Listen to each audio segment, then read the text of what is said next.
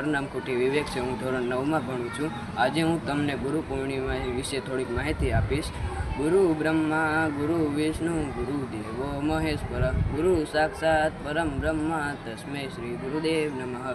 અજ્ઞાનીને જ્ઞાની કરનાર, અવગુણને દૂર કરનાર, અંધકારને પ્રકાશિત કરનાર એવા ભગવાન રૂપી ગુરુને ગુરુ પૂર્ણિમાની શુભેચ્છા।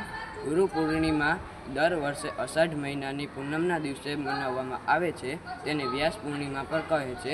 ગુરુ પૂર્ણિમા આદિ ગુરુ વેદ વ્યાસના જન્મદિવસ નિમિત્તે મનાવવામાં આવે છે। ગુરુ પૂર્ણિમા હિન્દુ અને બૌદ્ધ ધર્મમાં મનાવવામાં આવે છે।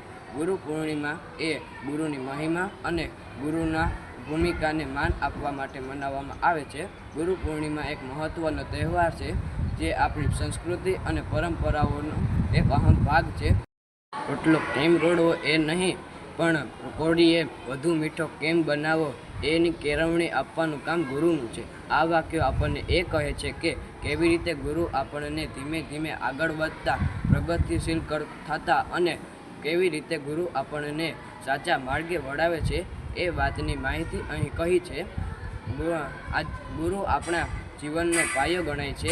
આજે લોકો પાયલોટ, એન્જિનિયર, પોલીસ જેવા ઊંચા હોદ્દા પર આ ગુરુની શિક્ષા મેળવીને જ પહોંચેલા છે। ધન્ય છે એવા ગુરુને જેણે આપણા ભારતના ભવિષ્યને આવું સારું શિક્ષણ આપી આપણા દેશના ભવિષ્યને ઉજ્જવળ કર્યું છે। મારા સર્વે ગુરુઓને મારા અને મારા વિદ્યાર્થી મિત્રો તરફથી ગુરુ પૂર્ણિમાની હાર્દિક શુભેચ્છા પાઠવતા મારા શબ્દોને અહીં વિરામ આપું છું।